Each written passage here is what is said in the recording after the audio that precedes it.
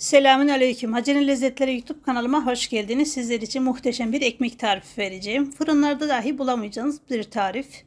Hem çok kolay hem de çok lezzetli. Puf puf kabaran ekmek tarifim. Tarifimin öncelikle hamurunu yoğurmaya başlayalım. 1 su bardağı su. 1 su bardağı süt. Çeyrek çay bardağı sıvı yağ. 1 yemek kaşığı şeker. 1 paket maya, 2 yemek kaşığı üzüm sirkesi, elma sirkesi de olabilir. Spatula ile karıştıralım.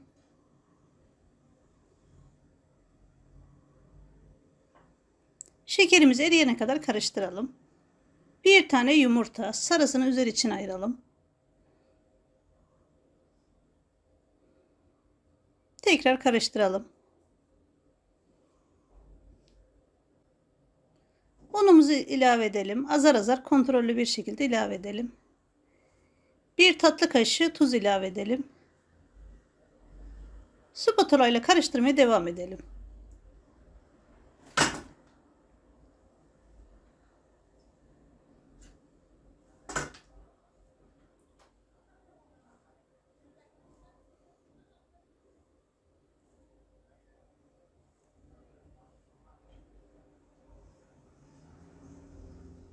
Bu şekilde spatula ile toparlarsak daha kolay olur. İşimiz kolaylaşır.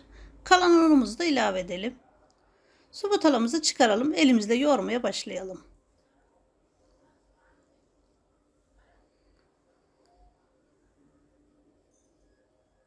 Hamurumu toparladım. Yumuşacık bir hamur oldu.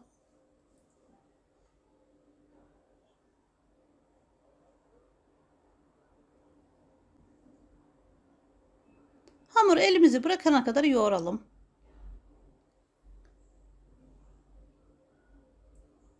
Hamurun kıvamını görüyorsunuz. Yumuşacık pamuk gibi. Üzerini kapatalım, mayalansın.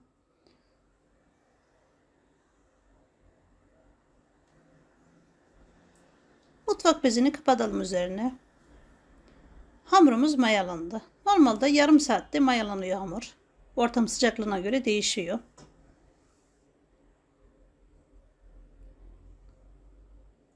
Görüyorsunuz puf puf kabardı. Çok güzel mayalandı. Masamızı unlayalım. Hamuru masamıza çıkaralım. İçe doğru katlayaraktan havasını alalım bu şekilde. Bu şekilde yoğurursak daha güzel olur. Ekmeklerimiz daha güzel kabarır.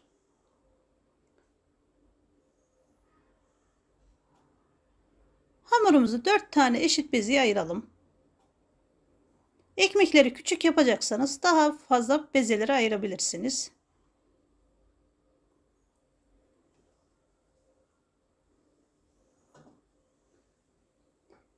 Burada da bezeleri içe doğru katlayaraktan beze haline getirelim.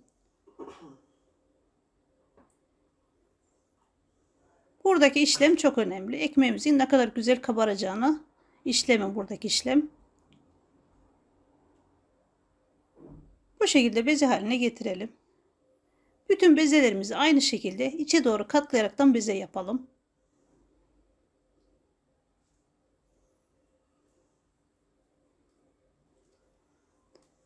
Elimizin ortasında yuvarlayalım. Bezelerim hazır.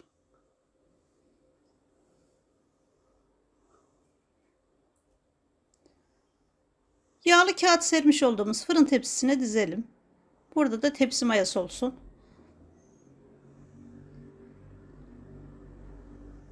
Bezelerimizin arası açık olursa daha güzel olur. Ekmeklerimiz daha güzel kabarır. Birbirlerine yapışmaz. Öncelikle üzerine streç film ile kapatalım. Daha sonra da mutfak bezini kapatalım. Daha güzel mayalanır.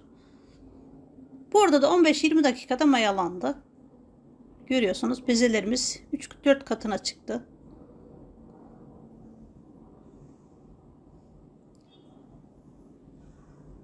İsterseniz keskin bıçakla, isterseniz jiletle, isterseniz bu şekilde neşterle kesebilirsiniz. Çizikler atabilirsiniz. Üzerine bastırmadan hafiften çizikler atalım.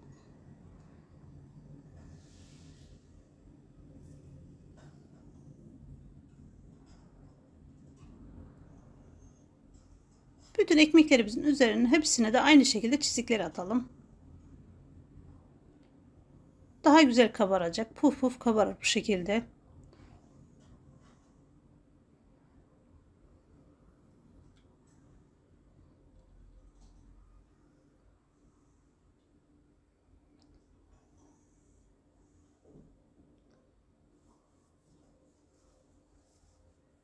Bir kasemize yağ alalım, sıvı yağ. Bardağımızın taban kısmını üzerine bastıralım. Önce yağ batıralım, daha sonra da hamurlarımızın ortasına bastıralım.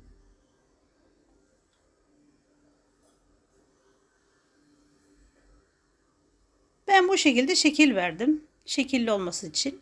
İsterseniz hiç bastırmayabilirsiniz.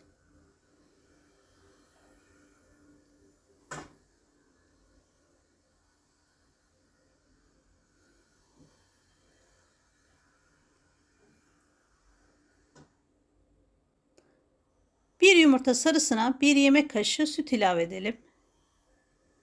Karıştıralım. Ekmeklerimizin üzerine sürelim.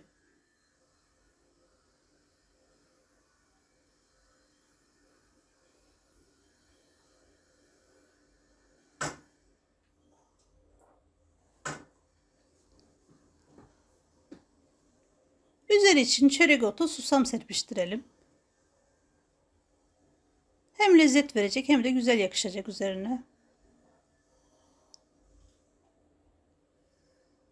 Üzerlerini de süslersek bu şekilde güzel olur.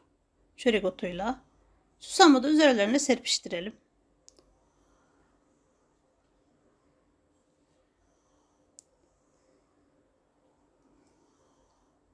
200 derecelik ısınmış fırınımıza verelim. Görüyorsunuz nar gibi kızardı alt üstü.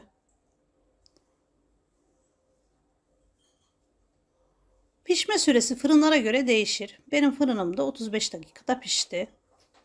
Kontrollü bir şekilde pişirirsek daha güzel olur. Görüyorsunuz ilk sıcaklığı çıktı. Pamuk gibi oldu. İçi dolgun. Hamurlaşma yok.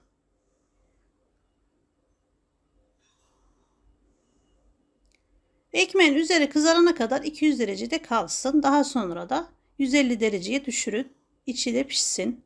İçini çekerse daha güzel olur. Evet arkadaşlar, videomu buraya kadar izlediyseniz beğenip paylaşmayı unutmayın. Bildirim zilini açarsanız güzel tariflerimden haberdar olacaksınız. Beni izlediğiniz için teşekkür ediyorum. Afiyet olsun.